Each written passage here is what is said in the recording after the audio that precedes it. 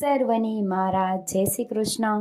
આપ સર્વેનું મારી યુટ્યુબ ચેનલમાં હાર્દિક સ્વાગત છે. આજે આપણે દુર્યોધનને યોગ્ય માર્ગે લઈ જવા માટે, હે પુરુષોત્તમ, તમે દુર્યોધનને યોગ્ય માર્ગે લઈ જાઓ, શ્રી કૃષ્ણનો આ સંવાદ સાંભળીએ. નર અને નારાયણમાંથી નર ઊભા થયા.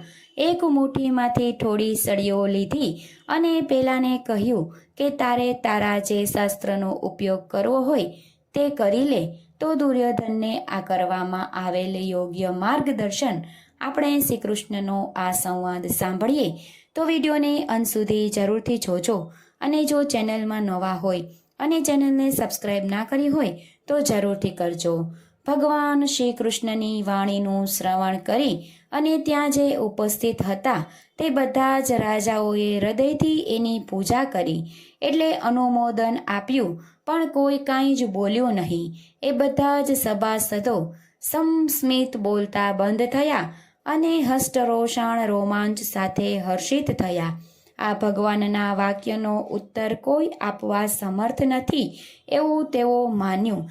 જ્યારે બધા અવાક થયા એટલે જન્મગ્રીના પુત્ર પરશુરામ બોલ્યા. પરશુરામ એ વીર હતા કે ઋષિ હોવા છતાં તેમની જીવનમાં 21 વાર પૃથ્વી જીતી હતી. તેમને કહ્યું કે મારી આ વાણી ધ્યાનથી સાંભળો. એને જો તેને સાધુ એટલે યોગ્ય માનો તો તેનો સ્વીકાર કરજો. પહેલાના સમયે દેવંદ્યભયો નામનો સાર્વભૌમ રાજા થઈ ગયો. એ સવારે ઉઠી અને બ્રાહ્મણોને દાન વગેરેથી પ્રસન્ન કરતો હતો, પણ તેને મનમાં અભિમાન હતું કે યુદ્ધમાં મારા જેવા બીજા કોઈ નથી. તે વારંવાર અભિમાનથી ભરેલી વાણી ઉચ્ચરોતર હતો. એકવાર બ્રાહ્મણને કહ્યું કે એવા 2 વીરો છે જેને કોઈ જીતી નથી શક્યા. રાજાએ એમના માટે જાણવા પ્રશ્ન કર્યો. બ્રાહ્મણે જણાવ્યું કે હે રાજા, નર અને નારાયણ મનુષ્ય લોકમાં તપસ્વી રૂપે પધાર્યા છે. ગંધમાનંદ પર્વત પર એક ઘોર તપ કરી રહ્યા છે. બસ પેલો અભિમાની રાજા મોટા સૈન્યો સાથે ગંધમાનંદ પર્વત પર પહોંચી ગયો છે અને નર અને નારાયણને કહેવા લાગ્યો કે બાવડાના બળથી મેં સમગ્ર પૃથ્વી જીતી લીધી છે. હવે હું તમારી સાથે યુદ્ધ કરવા નહીં આવ્યો છું.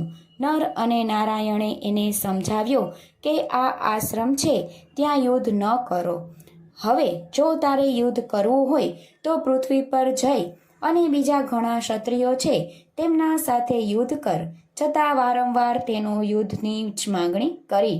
અને હવે નર અને નારાયણમાંથી નર ઊભા થયા. એક મુઠ્ઠીમાં થોડી સળીઓ લીધી અને પેલાને કહ્યું કે તારે તારા જે શસ્ત્રનો ઉપયોગ કરવો હોય તે કરી લે. રાજાએ ઘણું જ જોર કર્યું, પણ પેલી સળી માત્રથી જ નરે રાજાને હરાવ્યો. હતપ્રત કરી હતી.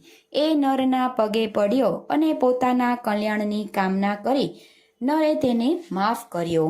આ પછી પરશુરામે જણાવ્યું કે એ જ નર અને નારાયણ આજ અર્જુન અને શ્રી કૃષ્ણ બની અને આવ્યા છે. હે રાજા, જ્યાં સુધી એ અર્જુન હાથમાં અસ્ત્ર ન ઉપાડે ત્યાં સુધી તેની શરણે કામ, ક્રોધ, લોભ, મોહ, મદ, માન, માત્સર્ય આ બધો તો નરકે લઈ જનારું છે.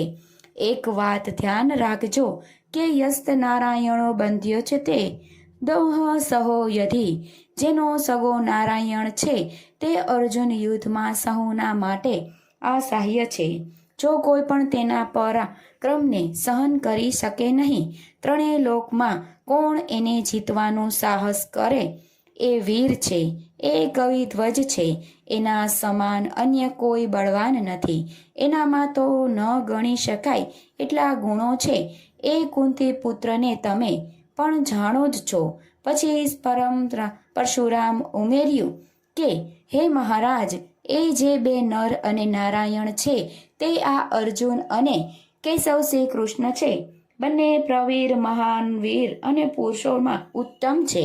માટે આર્યમતીનો આશ્રય લઈ તમે શાંતિ માટે યત્ન કરો અને લડવા માટે મન કરશો નહીં.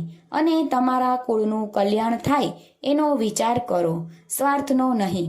પરશુરામની વાત પૂર્ણ થઈ એટલે મહર્ષિ કર્વે દુર્યોધનને એ કૌરવોની સભામાં સલાહ આપી અને માતલીનું ઉખ્યાન કહ્યું. એ 4-5 અધ્યાયમાં વર્ણવાયું છે અને એના અંતે કર્ણવે તો દુર્યોધનને એ બધું જ સંભળાવ્યા પછી શું કર્યું તેને વેશ્યામન જન્મેજન સમર્થ વર્તન કર્યું કહે છે કે દુર્યોધનને કર્ણવની વાતનો ઉપહાસ કરતો હોય એમ હાથીની આહારની પોતાની જાંઘ કોઠી બોલે છે કે મહારાજ, ઉદ્યોગ જેવી રીતે ઈશ્વર મારું સર્જન કર્યું છે અને મારું જે ભવિષ્ય કે મારી ગતિ થવાની હશે એ પ્રમાણે હે મહર્ષિ હું વર્તન કરીશ. એમાં પ્રણાલોપ શું કરી શકવાના છે?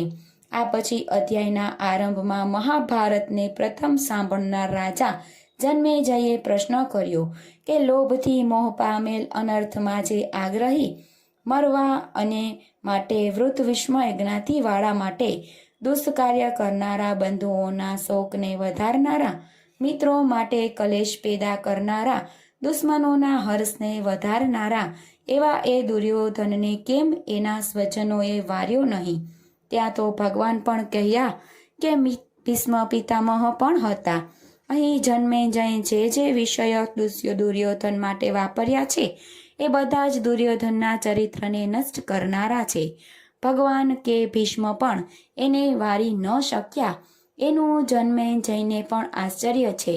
વેશ્યંપાને ઉત્તરમાં કહ્યું એને ભગવાને કહ્યું કે ભીષ્મએ કહ્યું અને છેવટે નારદે કહ્યું. તમે સાંભળો.